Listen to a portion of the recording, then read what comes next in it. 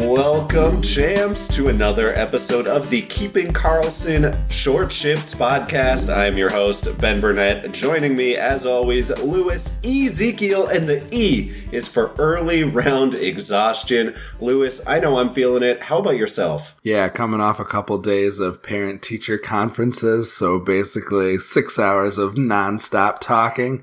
But at least I am talking about something that I'm really enthusiastic about here tonight. Fantasy playoffs well underway. So very excited to chat with you tonight and put together a show for our listeners. Yeah, and I think we have a really fun idea for tonight's show, though, of course, we have a few headlines to get to first, and then we're going to get into a fun little segment at the end. We're going to do a nice little fantasy draft of our own on tonight's Short Shifts podcast, but we'll start, as we so often do, Lewis, in New York City, where my boy, and yours, Igor Shesterkin, back. He's day-to-day, skating with the team, I should say. Back skating with the team, not back in game action. Alexander Georgiev playing tonight.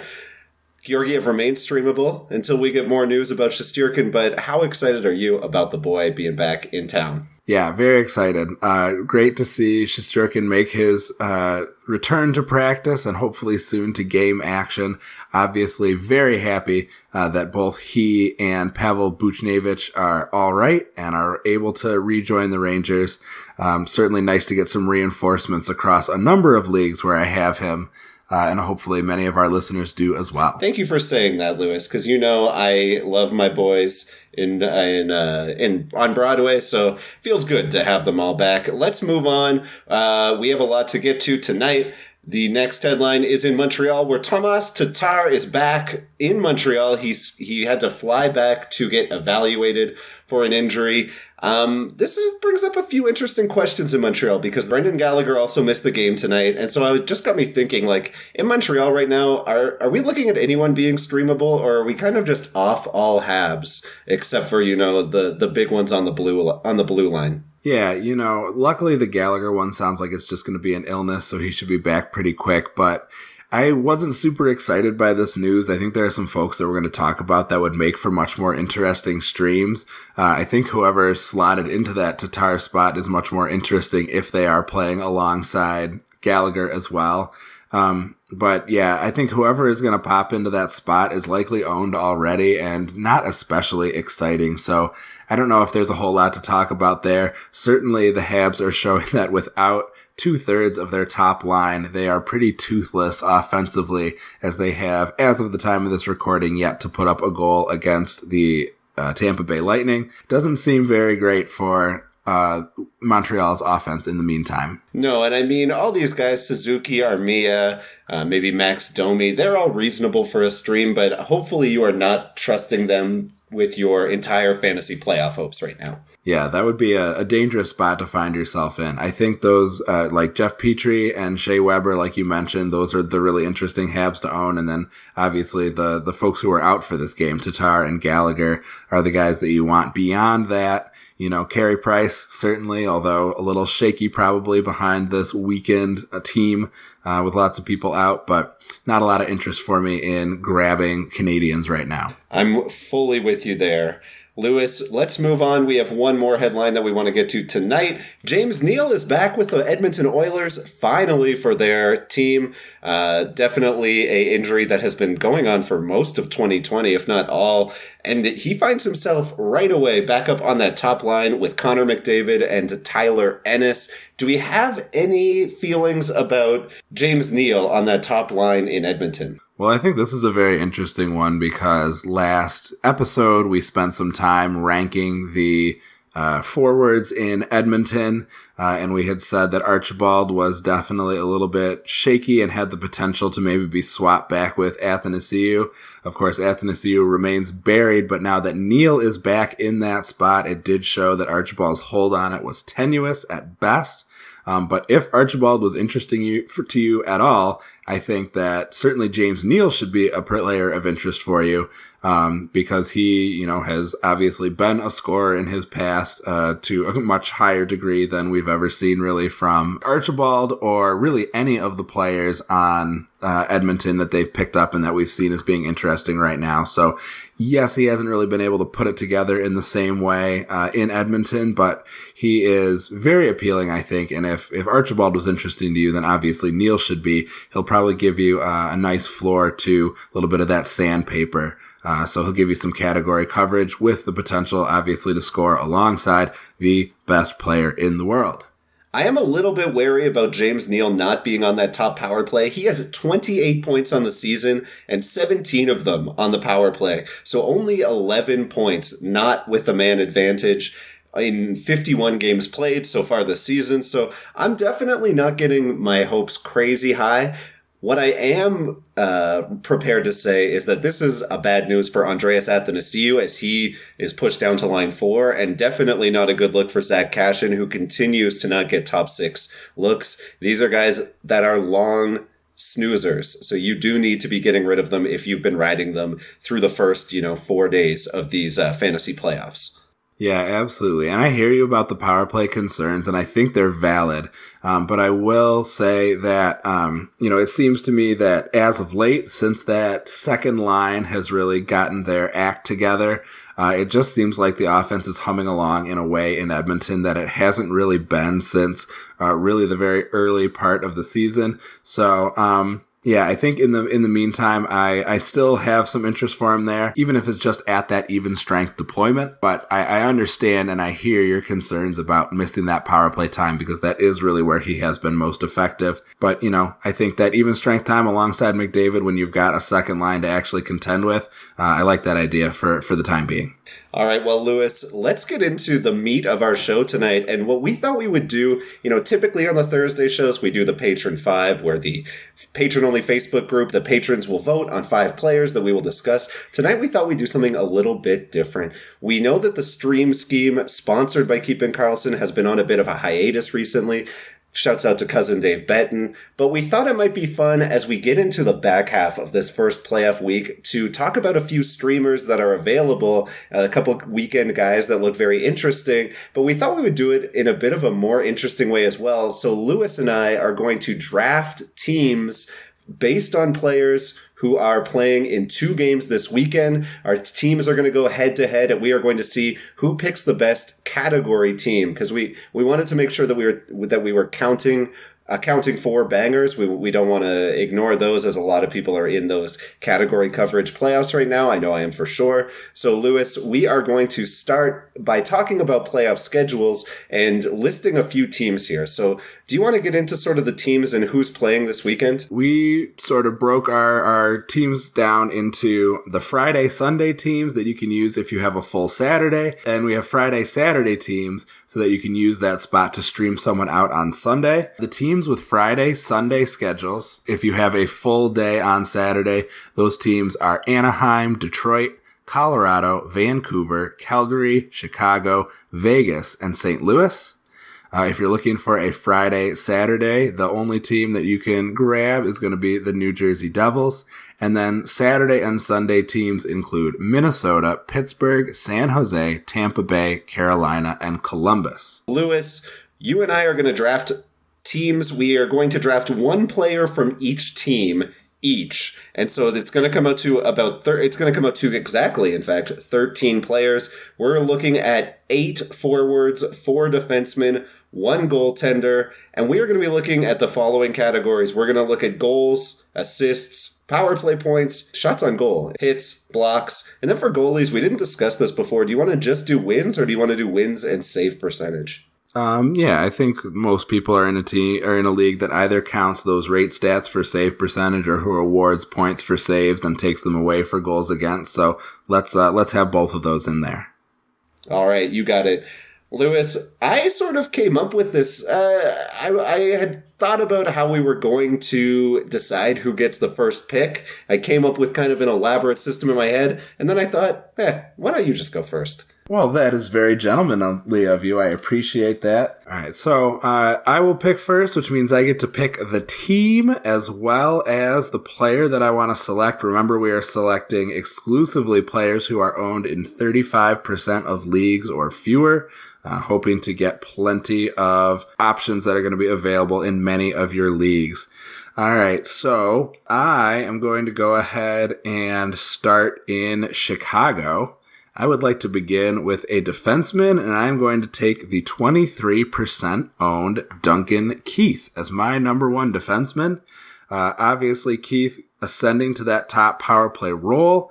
He's got 8 points in the last 7 games. He's shooting, he's getting blocks, he's got power play time. I like this guy to pick me up some fantasy points here over the weekend with his 2 games. Lewis, you went with Chicago. That is a tough one because, of course, I also wanted Duncan Keith in this, but I do think this brings me to a very strong secondary player. I'm going to take Dylan Strome up on that line with Patrick Kane right now. He seems to be producing fairly well playing with Patrick Kane. We've seen him go on tears in that spot before. I definitely do wish that I could have Duncan Keith, but I will happily settle for Dylan Strome as my first forward. So I get to pick our next team that we're going to go to, and I'm going to make it a team that you are very, very familiar with. I am going to jump over to Detroit, and I am going to select my first defenseman as well. I'm going with Filip Hronek as my first defenseman. Definitely want to make sure that I'm getting a good defenseman because there are not a ton out there in this draft. Not a ton of defensemen who are owned under 35% who are useful. Filip Hronek, of course, on the top power play. He's been very, very successful in the back half of the season, but he missed a few games recently, which kind of put him onto a few waiver wires, I believe, and he's all the way down at 19% owned.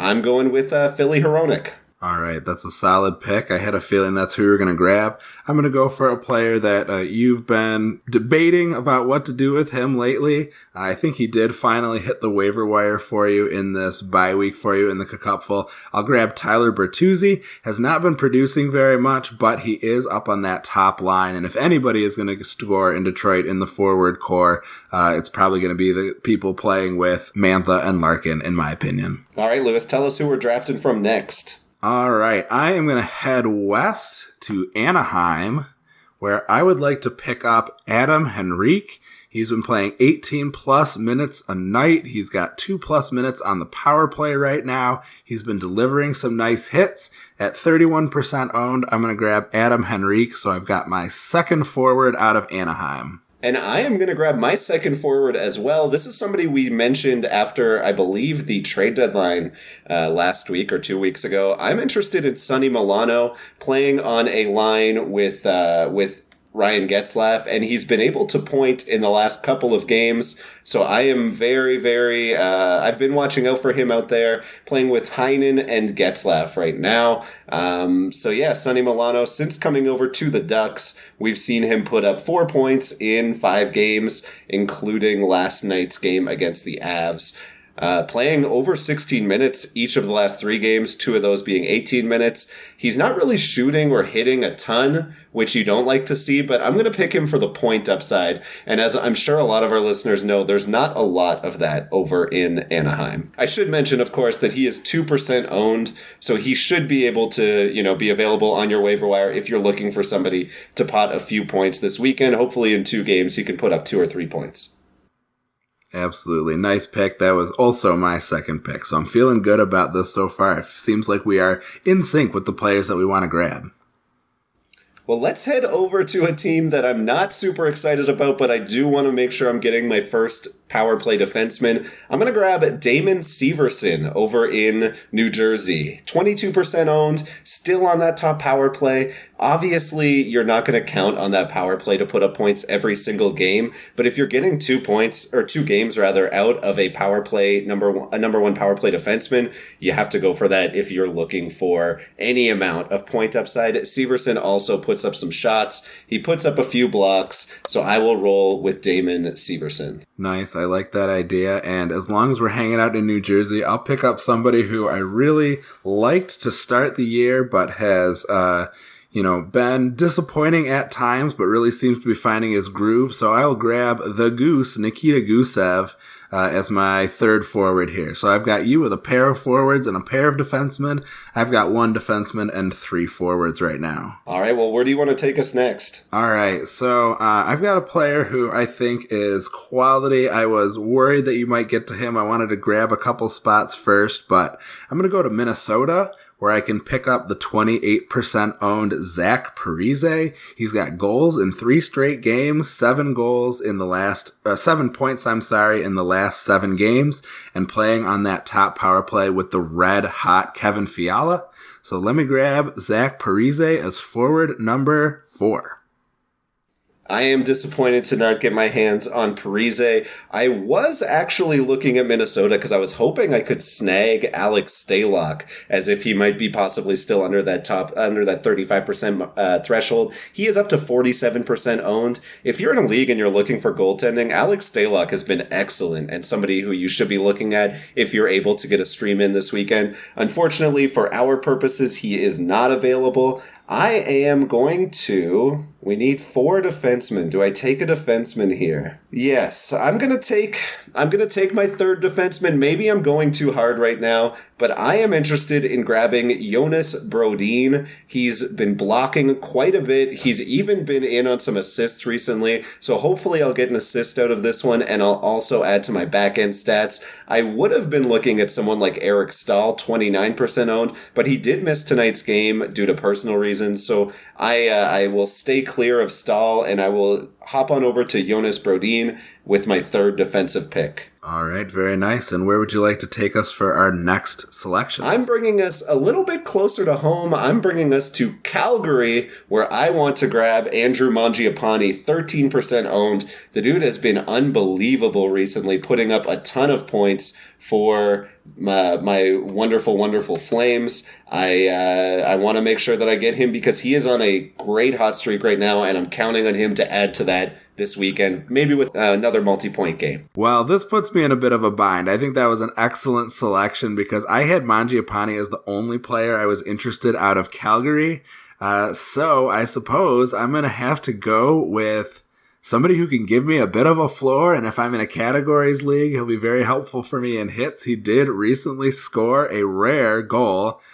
Give me formerly power forward Milan Lucic, I suppose. That puts me at 5 forwards. I only am going to get 3 more. A little bit disappointed that you boxed me into a corner here and forced me to pick up Lucic as the only really viable 35% or less forward who's going to give me something useful.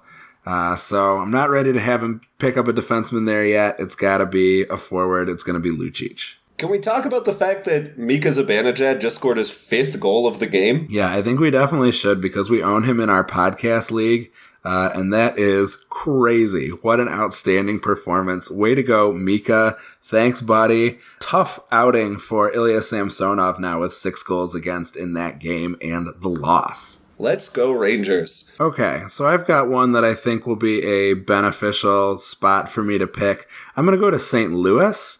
The reason why is because I think that some of the best players on this team are defensemen.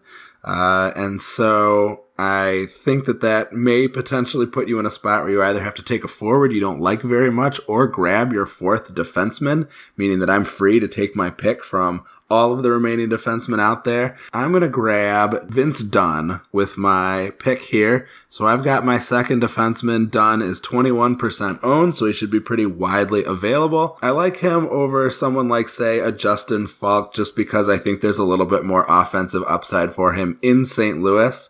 If Falk was still running the show in Carolina, for instance, I might be a little more interested in him, but he's been kind of a non-factor ever since he headed over to St. Louis. So give me Vince Dunn there. Very curious to see who you're able to pick. Well, I was actually not interested in Vince Dunn at all, to be honest with you. I'm looking at Zach Sanford or Sammy Blais. And so you've kind of cornered the market on hits by adding Lucic, which makes me a little bit more interested in Vince Dunn. Which makes me a little bit more interested in Sammy Blais. Of course, Blay 4% owned, so he's almost definitely there for you if you're looking for somebody who could give you a few hits this weekend. Zach Sanford has been really good for hits as well, though, this year with over 100 on the season. He's putting up about 2 per game. He's also adding more blocks than Blay, and he's scoring more. So I'm going to go with the 17% owned Zach Sanford on line 2, playing with David Perron right now. All right, nice. I like that one. And certainly he's shown some explosive offensive ability. We haven't seen as much of it lately, but certainly a valuable potential pickup. Obviously can go off at any time. So it'll be interesting to see what he provides for you there. Where are you taking us next? I'm going over to Vancouver, Lewis, because I need a goaltender. And there's a goaltender in Vancouver who is 29% owned and could possibly play 2 games this weekend. I'm talking about Thatcher Demko. Yeah, really nice. I think that's a good spot. He does have one of those games against Colorado, which is worrisome, but the other is against Columbus, and Columbus is on a big-time skid.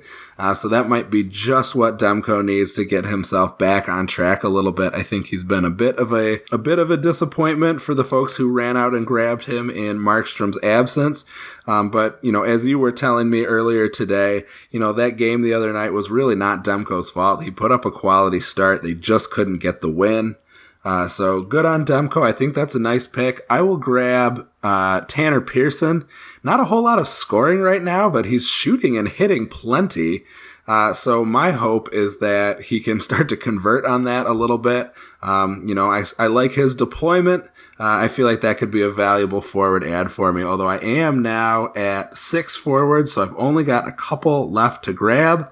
So I got to be very judicious in those selections. I like Tanner Pearson as an ad. Another player that I'm really looking at right now in Vancouver, who if we had set the threshold a little bit lower, I really like Jake Virtanen at 14% owned, playing on that line with Horvat and Pearson. He looked pretty good last night, had a little jump, almost scored a couple goals, had 6 shots and 2 hits. He gives you a little bit of that banger upside, so I definitely would not be opposed to a Jake Virtanen ad or stream this week.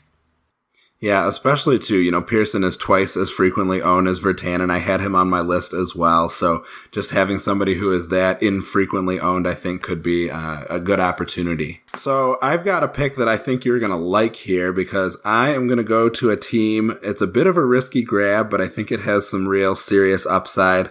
I'm going to go to Colorado. And I'm not going to grab one of these new exciting forwards that have been moving up around the top 6 and doing fairly nicely for themselves. But with Cale Makar still on the shelf for the time being, and though it sounds like he could be back at some point reasonably soon, in the meantime, I think Sam Girard continues to be extremely valuable. Not a ton of the peripherals, but that point upside is undeniable, and especially if he is on that lethal top power play unit, that is somebody that I want to hold on to. I'm interested to see, I got a couple other guys on my list who I thought were interesting, wondering which one of them you're going to grab. So I have grabbed Eric Johnson at 6% owned in a few leagues because he's been blocking like crazy, and he is already up to 10 blocks in 2 games so far this week. So he's been an excellent grab. Definitely recommend him if you're looking for the back end stats. I am actually going to grab another forward here because what I've seen out of Vlad Namestnikov in Colorado since he's been there, on that top line with Nathan McKinnon and Gabe Landeskog, he has been excellent. So I'm going to roll with Namestnikov and hope that the top line in Colorado puts up some points at even strength, and hopefully Andrei Burakovsky decides to take the rest of this week off for me. Yeah, I like that one. The only thing that worries me about Namestnikov is we're not seeing a ton of shots from him, but hopefully he can maybe feed some of those big guns up there and give you some positive stats for you.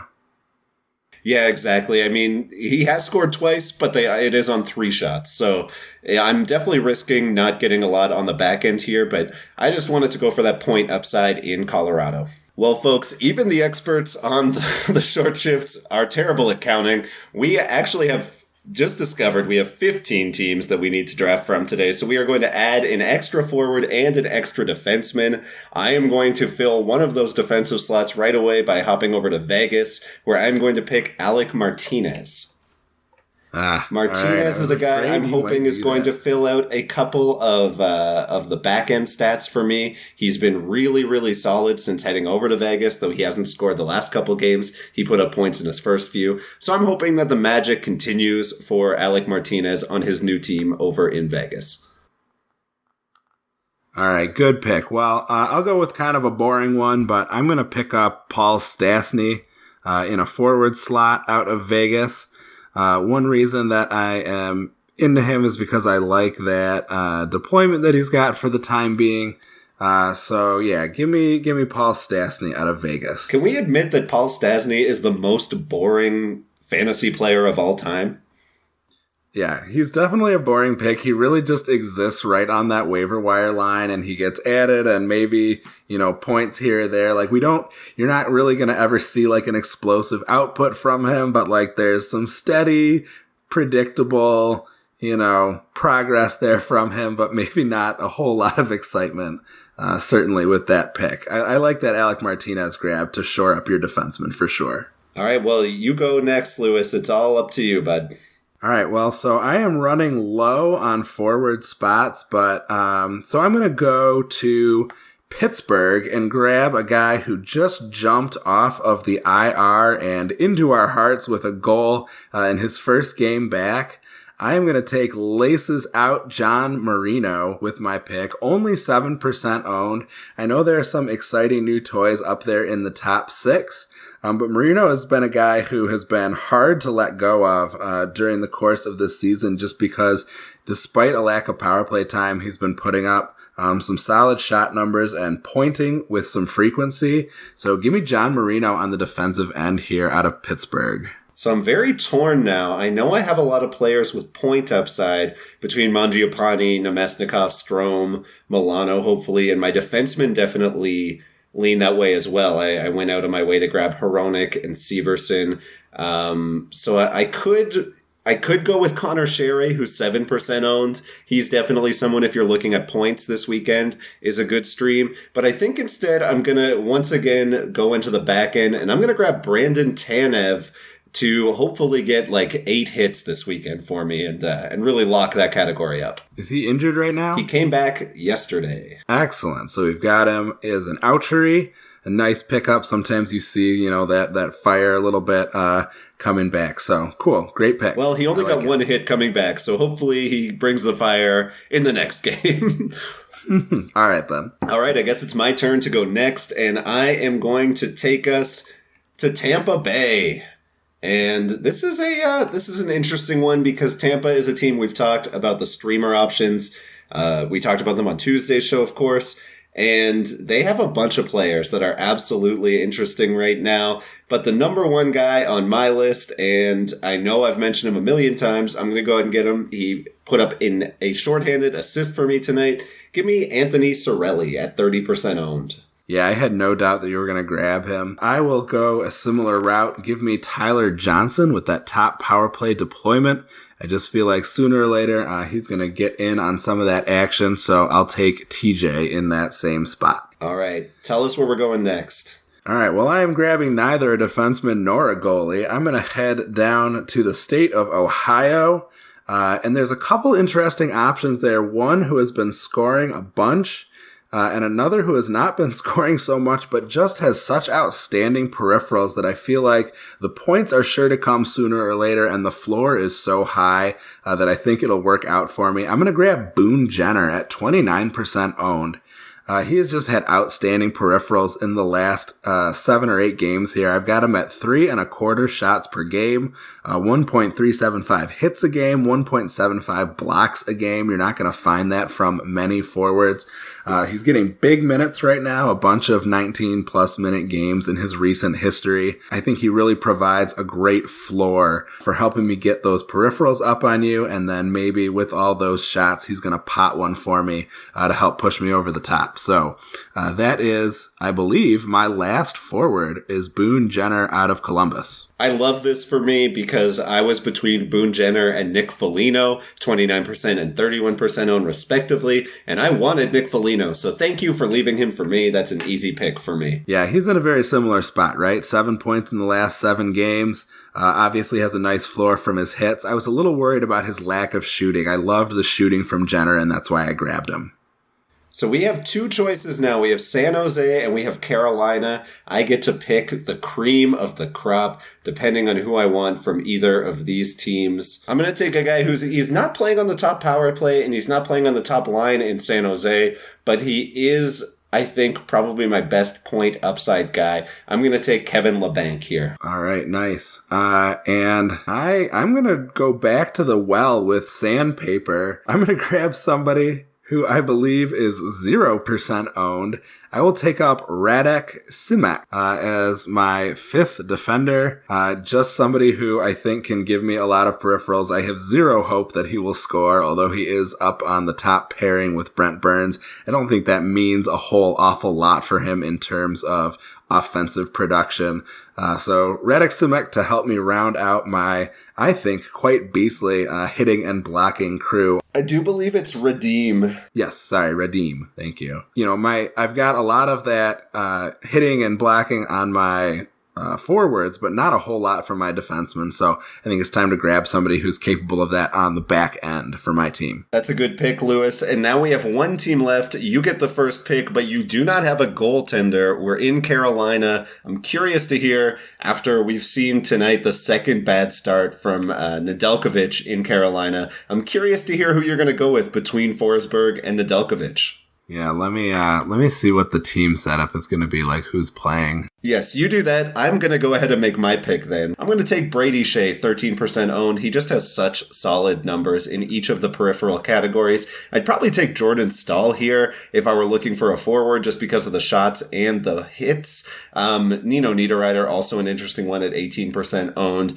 But I'm going to go with Brady Shea to round out my defensive core. Lewis, tell us who you got on the goaltending side of things. All right. Well, I guess I'm playing a bit of a dangerous game here. I think I waited much too long on goalies. I wish I had, if I could go back, I would grab someone like Bernier for Detroit instead of Bertuzzi, I suppose. But what I'm going to have to do here is I'm actually going to go with Anton Forsberg. He has been, not especially successful either, but I like him a little more than Nedeljkovic, who's just really, really struggled in his time. Obviously, Mrazek is desperately needed in Carolina. The back-to-back is the Islanders and Pittsburgh, and if I'm going to have any hope of scraping out some kind of points for myself in the goalies league, I think it's going to have to be Islanders game that I'm hoping Forsberg is able to pick up. So I will grab Forsberg here, and who knows, maybe, he hasn't played much. He might be so rested that maybe we'll get to see him come out and play both games on the back-to-back. Why not? It's really my only hope to have a whole lot of chance at getting a win and maybe scraping by on those stats outside of Demko, maybe really blowing it against Colorado. But give me Anton Forsberg in my crease. Not happy about the pick, but I feel like hopefully my skater categories can help make up for it. And as we all know, goalies are voodoo. Anything could happen, right? That is true, and it'll be curious to see how it goes between Demko and Forsberg. I think you probably have the superior team. I have the goaltender I would trust more to have a decent performance. I will say that Cam Talbot is another name who, if he's out there at 17% owned, seems like after 2 strong starts he would get the next game. But we'll see if the Flames feel like going back to David Riddick. If you're looking for a start this week, I would keep my eye on Left Wing Lock or one of the other goalie start sites to see if Cam Talbot gets a start this weekend. Lewis, why don't we say our rosters one more time and then we'll get out of here. All right. So for my squad, my forwards, I have Bertuzzi, Henrique, Gusev, Parise, Lucic, Pearson, Stastny, Tyler Johnson, and Boone Jenner. On the back end, Duncan Keith, Vince Dunn, Sam Girard, John Marino, and Radim Simek. And in goal, I have Anton Forsberg. And then over on my squad, I have Dylan Strome, Sonny Milano, Andrew Mangiapane, Zach Sanford, Vlad Nemestikov, Brandon Tanev, Nick Foligno, Anthony Cirelli, Kevin LeBanc, Philip Hronik, Damon Severson, Jonas Brodin, Alec Martinez, Brady Shea, and Thatcher Demko. All right, bud. I can't wait to find out who is going to take home the prize here with our categories. It'll give us one more thing to watch over the weekend while in Cupful we await our next matches.